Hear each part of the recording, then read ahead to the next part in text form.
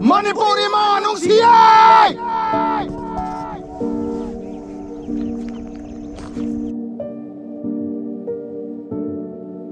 Nasi ayuk simak mau salah rembi mana kudul tambiba asigumba fajaraba mafam masida ngaktang chen chong dana sanaba phangjaba adugi matik nasi laibak phaba amani sigumba sin simak sigumba point minna uriba asumba fajaba mafam simak mafam matam simak bangna thokpa thabak nate bangna ta khoina uge hai kana ubu phangma nate marak sigumba thengna jabani marak tuda mayam nganga gadi marak sida khara chumba yaudone adu mayam chala gadi marak tuda khara phajaba yaudone thibuju yaudone haina bama lai diamond khulge taladi nungju mayam khunba taena diamond khunge taladi nungju mayam khunba taena haina balai adumaina adugi changduda nungti gi sum chatpa nungti gi sum mana kaba nungti gi sum yengba chatpa tawbosida marak ta sigum phajaba marak ta thengnabagi wani pangna thengnaba natte haijage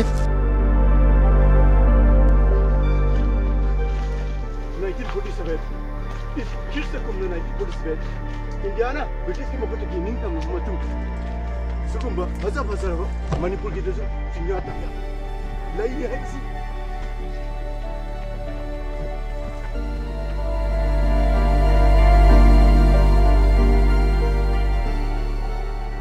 Hujik ayuki numit asman thoi aduga ngaki manungda Sumana lechil nong phai thangba hujiki weather condition asi mitkup amagi manungda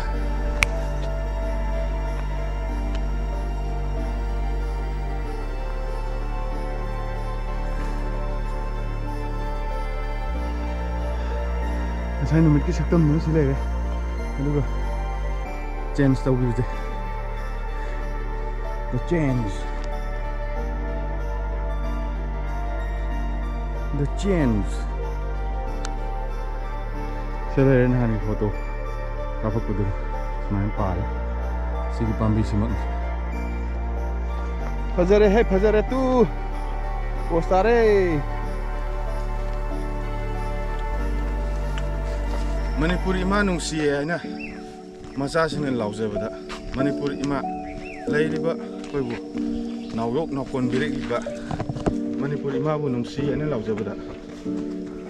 Manipur lagi pokpa nataba atopa mafamdai kadai dana laaga saidang laga leiba mi kharana hujiksu dum comment section sida machan makha thidana Manipur ima Nungsiye haibada sauningai maramji kari leigi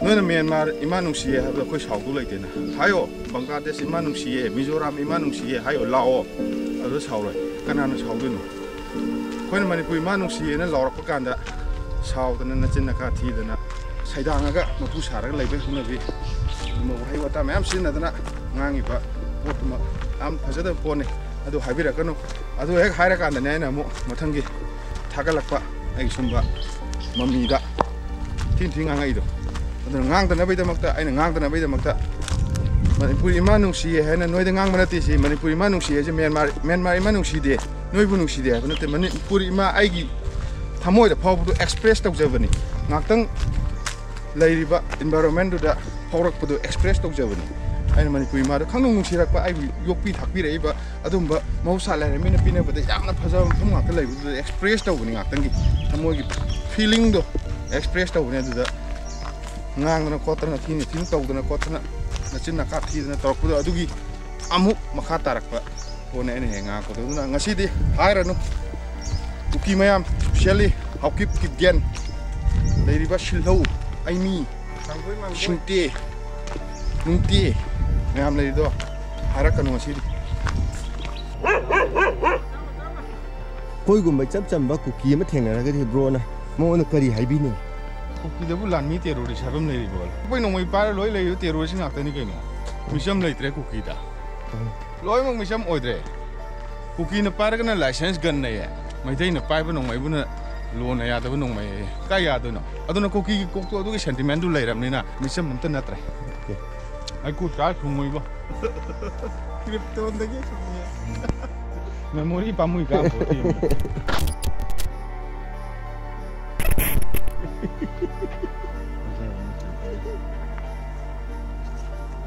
ngồi đi bước vào nó xin em buồn tổn.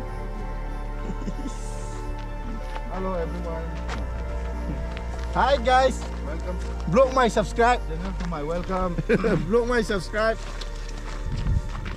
ngasi기 yamna phajaba asigumba sin asida ayuksimak ngasi ayuksimak mahausa lairembi imana kudol tambiba ago tuji hi hapto mine mahausa lairembi imana kudol tambiba asigumba phajaraba mafam asida ngaktang chen chongdana sanaba phangjaba adugi matik ngasi laibak phaba amani sigumba sin simak sigumba poin minna uriba asumba phajaba mafam simak mafam matam simak pangna thokpa thabak nate